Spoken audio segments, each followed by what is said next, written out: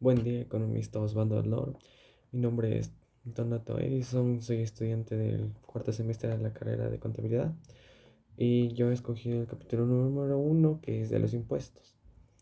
Eh, este capítulo nos da una introducción de una frase que dijo Benjamin Franklin en 1789, el cual es: en este mundo no hay nada seguro salvo la muerte y los impuestos, ya que para él prácticamente los impuestos eran fundamentales en la vida, ya que como lo mencionan en el capítulo, los impuestos ya existieron desde la época de José y María cuando viajaron a Belén. Y pues hoy en día los impuestos continúan siendo un tema de política, ya que siempre va a necesitar que el país salga adelante. Como dijo una frase también Albert Einstein, lo más difícil de entender en este mundo son los impuestos sobre la renta.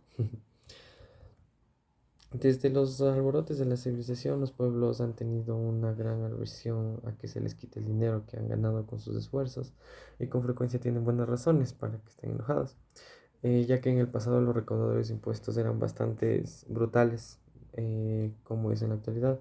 Antiguamente campesinos y trabajadores tenían que vender a sus esposas y a sus hijas, como esclavos para poder pagar sus impuestos. Las quejas motivadas por tener que pagar impuestos sin tener cambio derecho de influir en las decisiones políticas a través del voto, el cual es un ejemplo. ¿Y cuál es el arte de la tributación? ¿Qué es lo que ha cambiado? Principalmente el Estado ha tenido que ver más por el bienestar de la gente, ya que para la segunda mitad del siglo XX estos se han comprometido a pagar los servicios sanitarios, la educación, el bienestar de los desempleados y los ancianos y la seguridad pública. Ya que estos estados modernos tienen que gastar hoy una gran cantidad de dinero, más que antes, y por ello tienen que recaudar más dinero. Existen diferentes tipos de impuestos, como es el impuesto a la renta, que es el que se lo recaudan de los salarios de los trabajadores.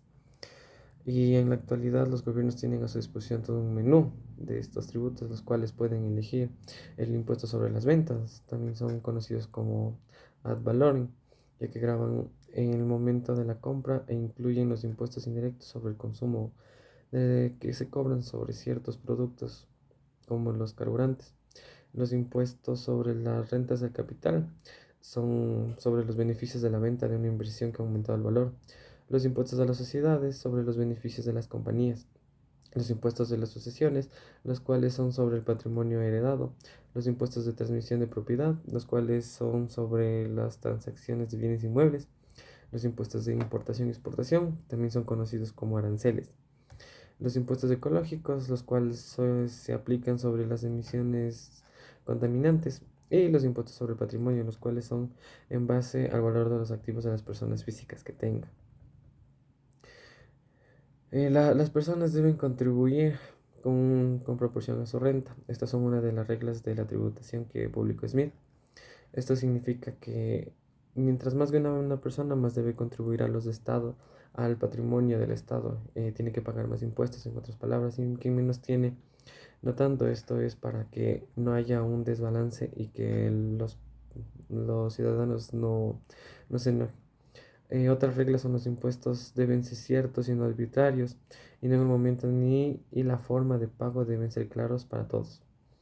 Otras reglas son: los impuestos deben llegar en el momento oportuno.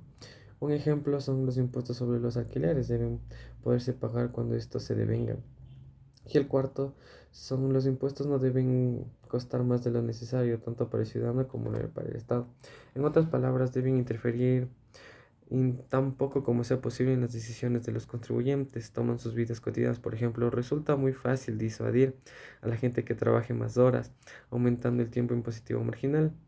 No obstante, esta es una cuestión debatida intensamente, pues ya que algunos argumentan que el sistema tributario debería emplearse como una herramienta para animar a los ciudadanos a hacer cosas buenas y desalentarse que hagan otras. Por ejemplo, la mayoría de los gobiernos graban con impuestos muy altos el tabaco y el alcohol por razones de salud pública. Muchas gracias.